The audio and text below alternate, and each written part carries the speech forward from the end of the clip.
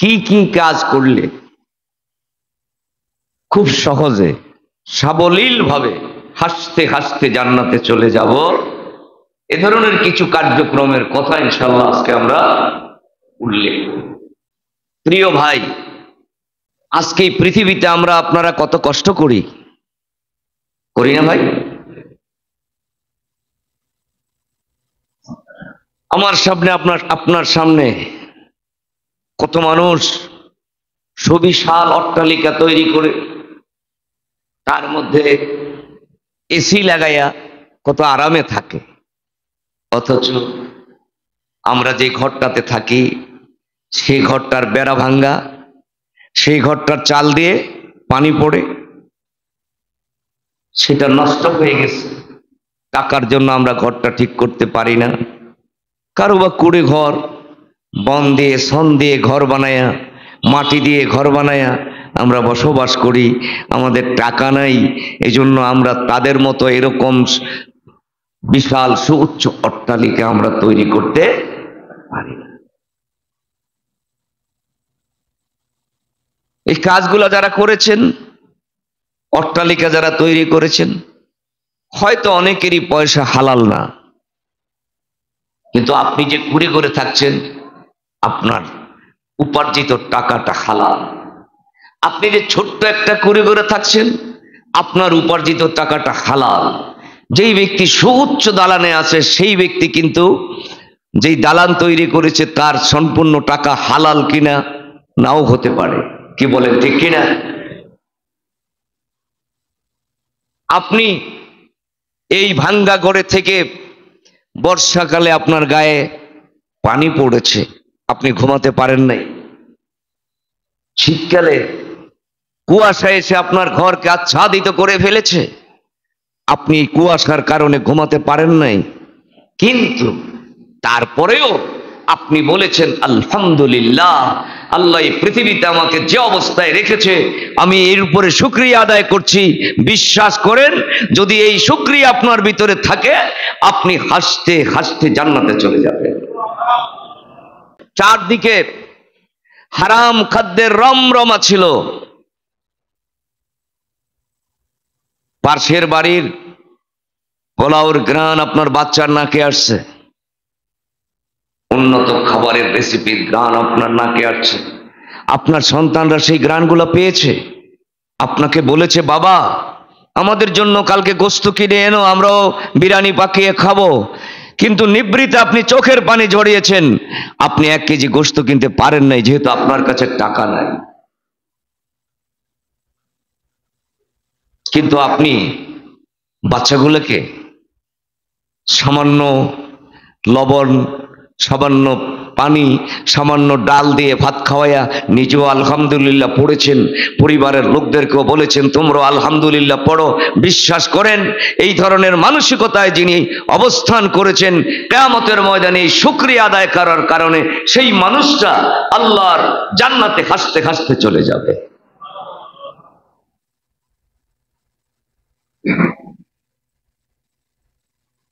অর্থের অভাবে নিজের পুত্র স্বজনদের স্ত্রীর দাবিগুলা মানতে পারেন নাই, পূরণ করতে পারেন নাই। শখ করে বাচ্চারা আবদার করেছে, পালন করতে পারেন নাই। স্ত্রী চেয়েছে, আপনি তাকে দিতে পারেন নাই। বিশ্বাস করেন, এই আপনার না দেওয়া, দিতে না পারা, এই জন্য আপনি একটুও কুণ্ঠিত হন নাই, বরং আপনি দিন শেষে বলেছেন আলহামদুলিল্লাহ, আমি যে হালাল উপার্জন করেছি এর দ্বারা আমি যেভাবে আছি এটাই আমার জন্য শ্রেয়।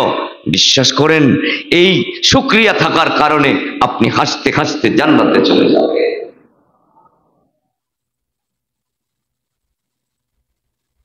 কত কষ্ট করেছেন পৃথিবীতে, রাতের নিশীথে যখন পৃথিবীর সব প্রাণীগুলা নিস্তব্ধ, যে সময় আরাম প্রিয় মানুষগুলা ঘুমের গহীন আচ্ছাদনে মানুষগুলা যখন ঘুমে মত্ত, মুয়াজ্জিন সাহেব তখন মসজিদে আজান দিয়েছেন, আসসালাতু খায়রুম মিনান নাওম, হে ইমানদার, হে মোমেন, ঘুমের থেকে নামাজ উত্তম। আপনি আপনার ল্যাপ কাঁথা আরাম আয়েশ ছেড়ে মুয়াজ্জিনের ডাকে আপনি উঠে ঠান্ডা পানি দিয়া উযু করে মসজিদে চলে গেছেন নামাজ পড়ার জন্য। তামাম পৃথিবী যখন নিস্তব্ধ, তখন আপনি অন্ধকারের মধ্যে হেঁটে হেঁটে মসজিদে চলে আসছেন, আর সেই সময় আপনি এইগুলাকে বরণ করে নিয়ে পড়ছেন আলহামদুলিল্লাহ। বিশ্বাস করেন, যার মধ্যে এই টেন্ডেন্সি ছিল, যিনি এই কষ্ট স্বীকার করেও বলেছেন আলহামদুলিল্লাহ, ওই মানুষটা কিয়ামতের ময়দানে হাসতে হাসতে জান্নাতে চলে যাবে।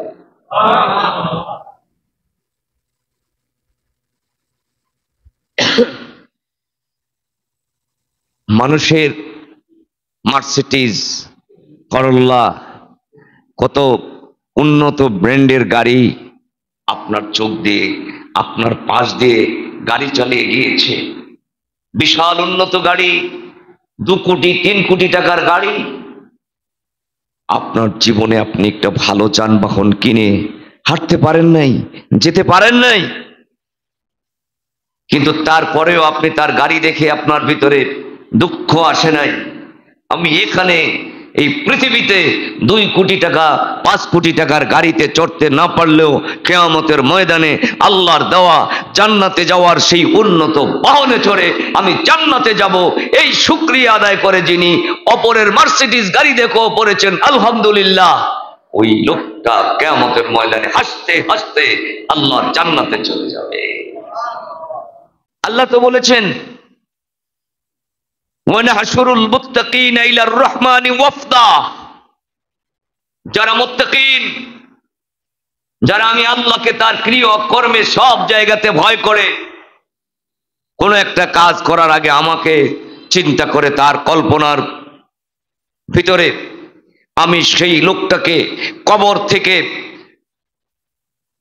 আরাম সহকারে উঠায়া আমি তার কবরের পাশেই আমার জান্নাতের একটা বাহন রেখে দেব।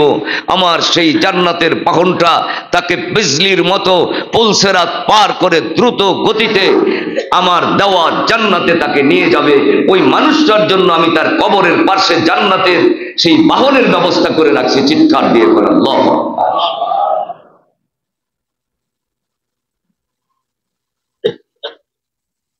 আপনি ইসলাম পালন করতে যায়, ইসলাম প্রতিষ্ঠার জন্য নির্যাতন সহ্য করেছেন, আপনি অনেক অত্যাচার দুনিয়াতে আপনার হয়েছে ইসলামের কথা বলার জন্য, মারপিটের শিকার হয়েছেন, জাল জুলুমের শিকার হয়েছেন ইসলাম পালন করার জন্য। যেই ব্যক্তি এগুলা সহ্য করেও বলেছে আলহামদুলিল্লাহ, ওই মানুষটা কিয়ামতের ময়দানে আল্লাহর এই দিন পালনের পুরস্কার হিসাবে কিয়ামতের ময়দানে আল্লাহ তাকে হাসতে হাসতে জান্নাতে যাওয়ার ব্যবস্থা করে দিবে।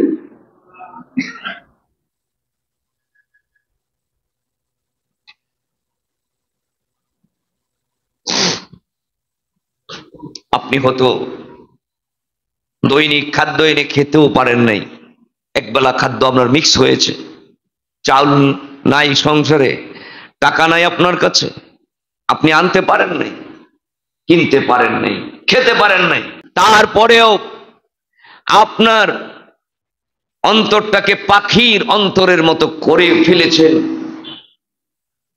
আল্লাহ রাসূল বলেছেন, মেরাজ রাত্রে আমি যখন জান্নাত ভ্রমণ করতে গেলাম, সেখানে যায়া দেখি ওই মানুষগুলাই জান্নাতে বেশি। কুলুবুহুম কাকুলুবিত তাইর, যেই মানুষগুলার অন্তর পাখির অন্তরের মতো আমি জান্নাতে দেখলাম, ওই মানুষগুলার সংখ্যাই বেশি। চিৎকার দিয়ে কোন আল্লাহু আকবার। পানি পাখির অন্তর কি? একটা পাখি যার কোনো জমানো টাকা নাই, ব্যাংক ব্যালেন্স নাই, খাদ্য নাই, খাদ্যের কোনো ডিপো নাই, ক্ষেত নাই, চাষাবাদ নাই, সকালবেলা পাখিটা বাসা থেকে বের হলো আমার রব্বুল ইজ্জাতের উপর তাওয়াক্কুল করে, আর আল্লাহ তাকে খাওয়াইয়া বাসায় ফিরিয়ে দিল। বাসায় এসে বলল আলহামদুলিল্লাহ। যেদিন এক দানা খেলো সেদিনও বলল আলহামদুলিল্লাহ, যেদিন অর্ধপেট খেলো সেদিনই বলল আলহামদুলিল্লাহ, যেদিন পেট পুরায় খেলো সেদিনই বলল আলহামদুলিল্লাহ, যেদিন একটা দানাও পেল না সেদিনও বাসায় এসে বলল আলহামদুলিল্লাহ। যেই পাখিটা না খেয়ে অর্ধপেট খেয়ে পুরা পেট খেয়ে আলহামদুলিল্লাহ বলেছে, এই পাখিটার মতো যেই মানুষটার হৃদয় অন্তর, ওই মানুষগুলা কিয়ামতের ময়দানে হাসতে হাসতে জান্নাতে চলে যাবে। আফসোস নেই, পৃথিবীতে আপনার অনেক অপ্রাপ্তি ছিল, জীবনে বহু কষ্ট করেছেন, সংসারে সবার মুখে খাদ্য তুলে দিতে পারেন নাই। আপনি সংসারের মানুষগুলার মুখে হাসি ফুটানোর জন্য বিলে কাজ করতে যে কখনো মেঘে ভিজেছেন, কখনো আপনি রোদে পুড়েছেন, আপনার চামড়া কালো হয়ে গেছে, বৃষ্টিতে ভিজে আপনার ঠান্ডা লেগে গেছে, কিন্তু আপনি দুঃখ প্রকাশ করেন নাই। আপনি চিন্তা করেছেন এটাই আমার জন্য আলহামদুলিল্লাহ। আপনার বাবা মা আপনাকে সম্পত্তি থেকে বঞ্চিত করেছে, স্নেহ থেকে বঞ্চিত করেছে, মা আপনাকে বঞ্চিত করেছে, ভাই আপনার সম্পদ জাল কাওলা করে নিয়ে গেছে, হয় না এমন? হয় না? আত্মীয় স্বজনরা আপনাকে মূল্যায়ন করেনি, আপনার উপর বেহুদা জুলুম করেছে, আপনার সম্পত্তি জোর করে বিক্রি করে ফেলেছে, জোর করে দখল করে ফেলেছে, তারপরেও আপনার এই সব যন্ত্রণা সহ্য করে আপনি দিন শেষে বলেছেন আলহামদুলিল্লাহ, আমার তকদিরে যা ছিল তাই হয়েছে, যেগুলো আমার প্রাপ্য দুনিয়াতে আমাকে না দিল আমি এগুলি কিয়ামতের ময়দানে আল্লাহর দরবারে পাবো। বিশ্বাস করেন, যেই মানুষটা এই অত্যাচার সহ্য করেও যেই লোকটা নিজেকে আত্মতৃপ্তিতে উদ্বেলিত হয়ে বলেছেন আলহামদুলিল্লাহ, ওই মানুষটা কিয়ামতে হাসতে হাসতে জান্নাতে চলে যাবে। চিৎকার দিয়ে বলুন আল্লাহু আকবার।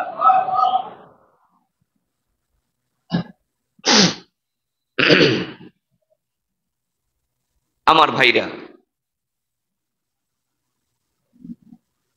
পৃথিবীতে এত বঞ্চনা, এত কষ্ট, এত লাঞ্ছনা, এত দুঃখ সব সহ্য করার পরেও আপনি যখন আল্লাহর হুকুম পালন করেছেন, আল্লাহর হুকুমে আপনার কোনো বিরক্তি আসে নাই,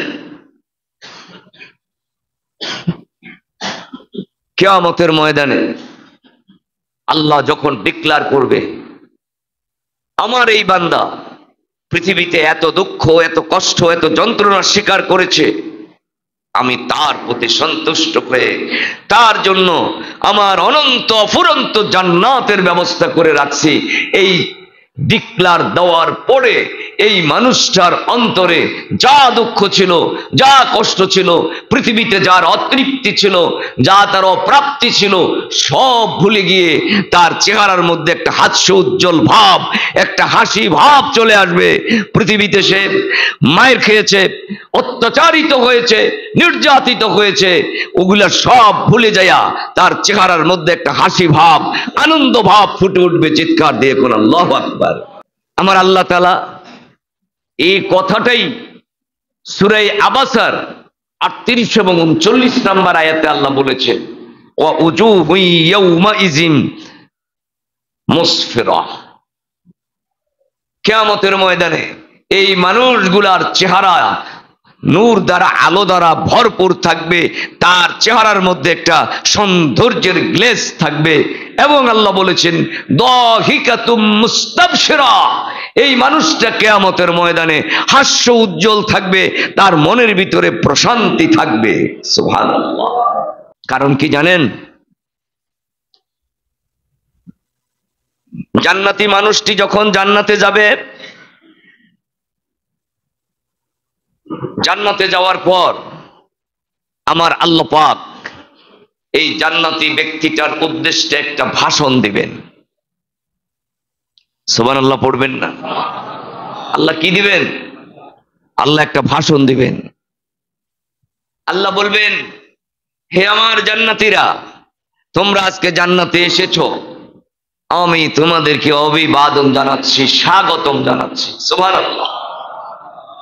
হাদিস শরীফ হযরতে আবু হুরায়রা রাদিয়াল্লাহু তাআলা আনহু থেকে বর্ণনা, নবী পাক সাল্লাল্লাহু আলাইহি সাল্লাম বলেছেন,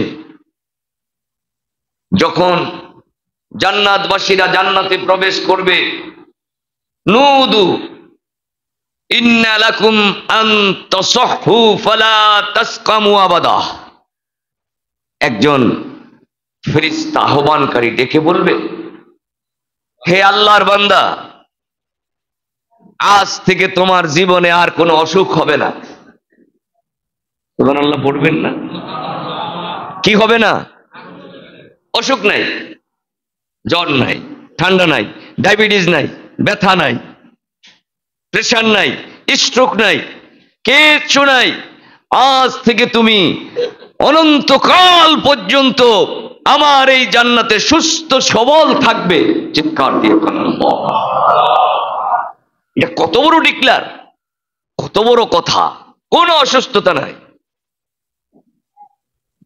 আবার বলবে, তুমি যেখানে থাকবে আর কোনোদিন তোমার মৌত নাই, তুমি মরবা না, তুমি আমার এই নিয়ামত অনন্তকাল পর্যন্ত এখানে থেকেই তুমি ভোগ করতে পারবা। চিৎকার দিয়ে কোন আল্লাহু আকবার। তোমার মৃত্যু নাই। আবার বলবেন, ওয়া ইন্না লাকুম আন তাশাব্বু ফালা তাহরামু আবাদা। আজকে তুমি যেমন যুবক অবস্থায় জান্নাতে প্রবেশ করেছো, এই যুবক তুমি অনন্তকাল থাকবে, তোমার যৌবন নষ্ট হবে না, কোনোদিন তুমি বৃদ্ধ হবে না, তোমার চুল পাকবে না, দাড়ি পাকবে না, তোমার দেহের মধ্যে কোনো অঙ্গ প্রত্যঙ্গ নিষ্ক্রিয় হবে না। যতদিন তুমি আমার জান্নাতে থাকবা, ততদিন পর্যন্ত তুমি যুবক অবস্থায় থাকবা। চিৎকার দিয়ে করো আল্লাহ। এরপরে ঘোষণাকারী বলেন, ওয়া ইন্না লাকুম আন তানআমু ফালা তাইআসু আবাদা। সব সময় তোমরা আল্লাহর নিয়ামতের মধ্যে ডুবে থাকবে, কখনোই তোমরা আল্লাহর নিয়ামত থেকে বঞ্চিত হবে না। এই যে হাদিসের যে কথাগুলো এখানে বলা হলো, এই হাদিসের মধ্যে এর সমর্থনে আল্লাহর কোরআনের একখানা আয়াত বর্ণনাকারী